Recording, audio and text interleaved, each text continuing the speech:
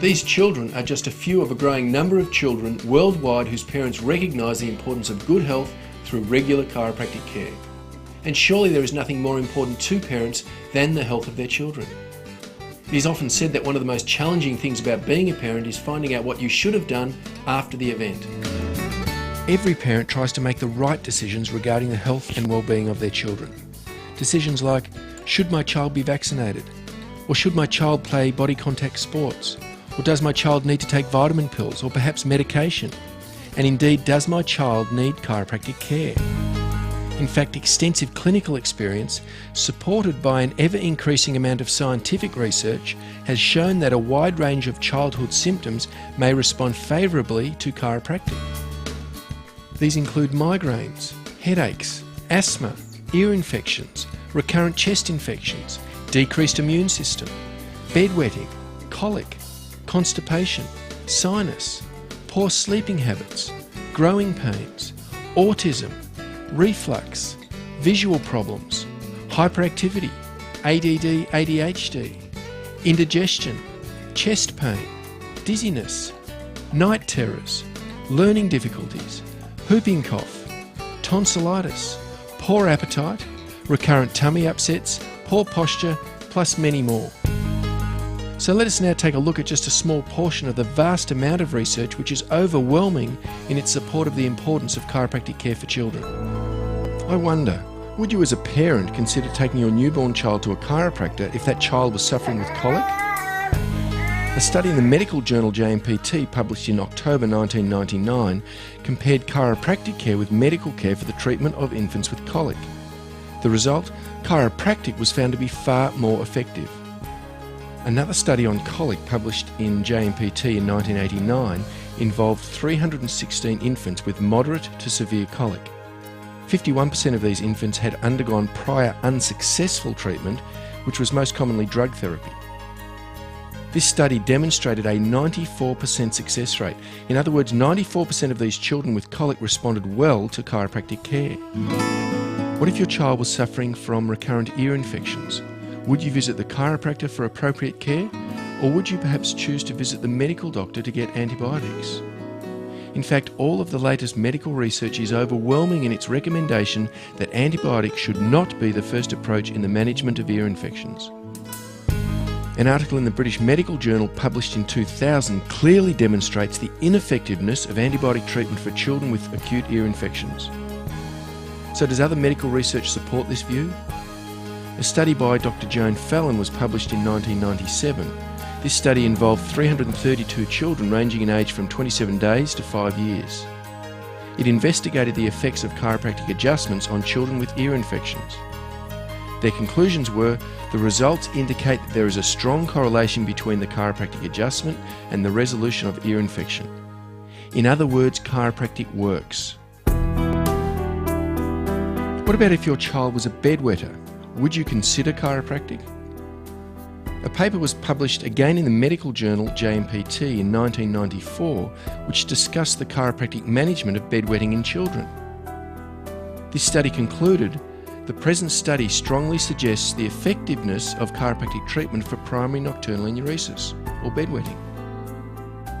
What about if you were faced with the decision between giving your ADD child the drug Ritalin or taking your child to a chiropractor? Which would you choose? A study on chiropractic and hyperactivity was published in JMPT in 1989. The principal aim of this study was to determine the effectiveness of chiropractic in the management of children with hyperactivity. The researchers' conclusions were, the results of this study suggest that chiropractic has the potential to become an important non-drug intervention for children with hyperactivity. There is so much medical research which supports the importance of chiropractic care for children. Research that shows not only that chiropractic for children works, but that chiropractic should be an integral part of every family's balanced approach to health and wellness. So what is chiropractic? How can chiropractic help a child's colic? How can chiropractic make a difference to a child with bedwetting or ear infections? What could a chiropractor do to possibly influence a child with learning difficulties? In order to answer these questions, it is firstly important to understand how your child's body works. Let us therefore take a closer look at your child's spine. Your child's spinal column consists of 31 bony segments called vertebrae, separated by cartilage discs. The discs act as shock absorbers, changing shape rather like cushions as the spine bends. As well as supporting the body and allowing us to move, the spine has the important role of protecting the spinal cord, which emerges from the brain at the base of the skull and runs down through the centre of the vertebral column. Within this cord are millions of bundles of nerves. These spinal nerves branch out of the holes between the individual vertebrae, relaying information back and forth between the brain and the body. In doing so, these nerves play an important role in coordinating the cells, tissues, glands and organs of your child's body. Now, in order for your child to function at their best, in order for them to achieve their maximum health potential, it is a known fact that this vital information must travel from the brain through the nervous system free of interference. If this nerve supply, these nerve impulses are interrupted, and the message travelling between the brain and your child's organs or cells is affected, then your child's body will not function at 100% capacity, and your child's health will be compromised. Now, my role as a paediatric chiropractor, and indeed the role of your family chiropractor, is quite simply to remove any interferences between the brain and the body to allow each and every child to achieve their maximum health potential. So how do we do that? Well, let us use a simple analogy. For the sake of simplicity, let's liken each of the various parts of your child's body, whether it be an organ, a muscle, a blood vessel or a gland, to this light globe. Obviously, at present, this light globe is not working because it has no electricity supplied to it. However, if we allow the electricity to flow through to the light globe, it works. If you halt the electricity, it doesn't work. The parts of your child's body are like that. Each and every part of your child's body, in order to work, must have a supply of electrical energy travelling from the brain, down the spinal cord, and out through the spinal nerves between the vertebrae. That is why your child's spine is so important and why chiropractors emphasise the importance of looking after the spine. Should an interference occur to your child's nervous system, then your child's health may certainly suffer. For it is a known fact that health depends to a large degree on a healthy nervous system. An interruption to this vital nerve supply exiting the spine is called a vertebral subluxation. It's easy to see how this vertebral subluxation can result in pressure or irritation to the nerve and related tissue, and this can lead to disturbance to the nerve supply coming from the brain, which may result in tissues and organs in the body not functioning properly.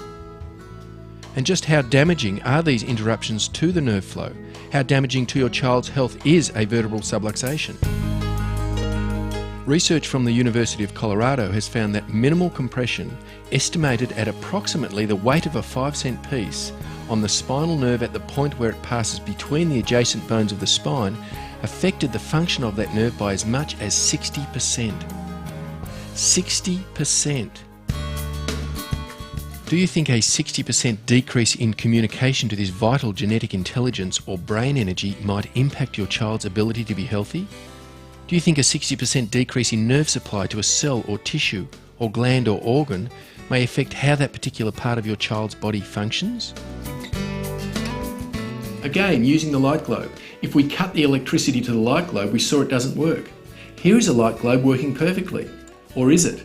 I've installed here a rheostat, or if you like, an electrical vertebral subluxation, which decreases the amount of electricity reaching the light globe.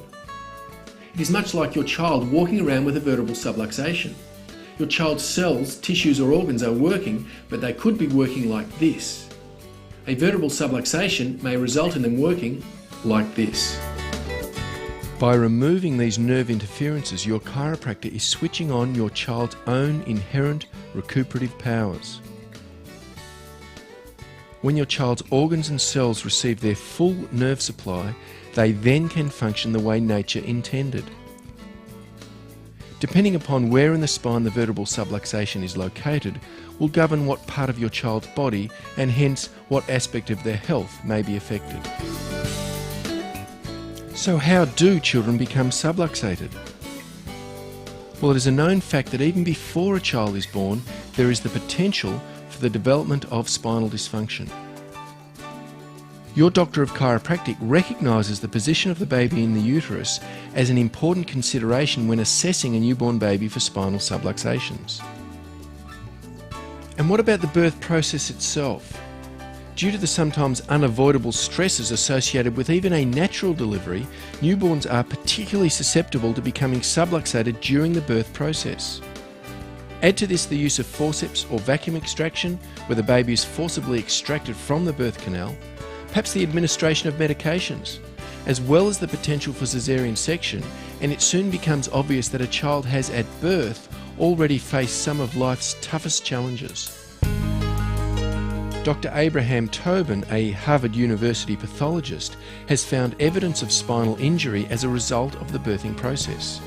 He states, "These injuries often occur during the birth process, but frequently escape diagnosis."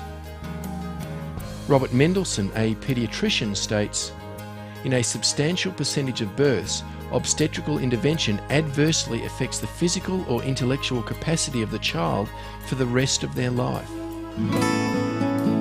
It is important for you as a parent to realise that such an injury in a newborn may not be immediately obvious. There may be no immediate indications in the baby that there is a spinal problem, a vertebral subluxation, present. Indeed, this subluxation and the associated permanent problems may not become apparent for many years. Other causes of subluxations in children are as many and varied as a child's imagination. Watch a child learning to walk. They fall over 5, 10, 20 times a day, or riding a bike, or playing football, or climbing a tree. Sometimes kids fall, sometimes they hurt themselves. Just as they can bruise a muscle, scrape a knee, or twist an ankle, so too can they jar their spine. However, many people think of their children as tough, resilient creatures for whom these falls are a natural and normal part of growing up.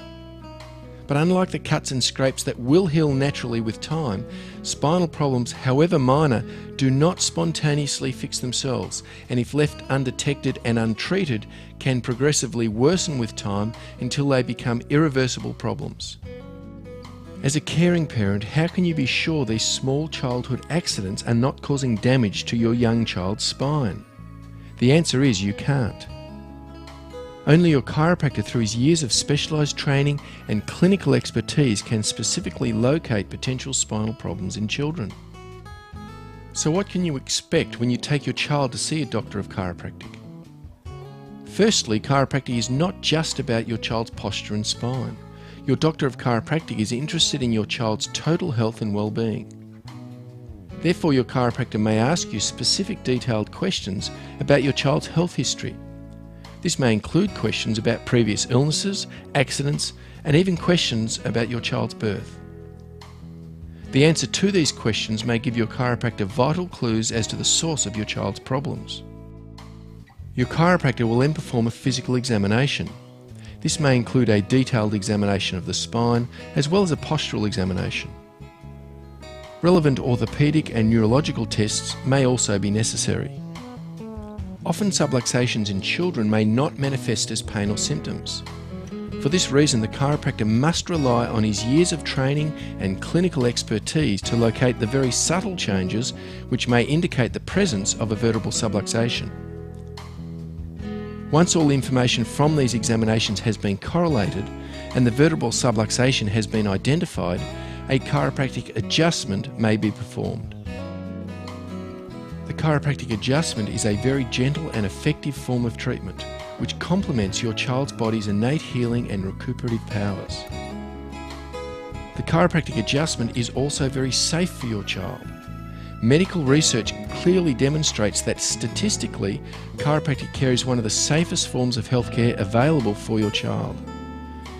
In fact, the risk of injury to a child associated with chiropractic care is so low that your child is actually more at risk of being struck by lightning. The wonderful results chiropractic achieves with children clinically, together with its enviable safety record, means that every day more and more children, including newborns, are visiting chiropractic offices. Special adjusting techniques are used for babies. The adjustment is usually done with the hands, although adjusting instruments can also be utilised. Regardless of the technique, each adjustment is specifically tailored to the child's age, size, and unique spinal problem. Your child will enjoy the experience and in a short time will reap the rewards of chiropractic care. So as a parent, when you visit a chiropractic clinic with your family, you can feel confident that you are in the right place. Chiropractic is safe.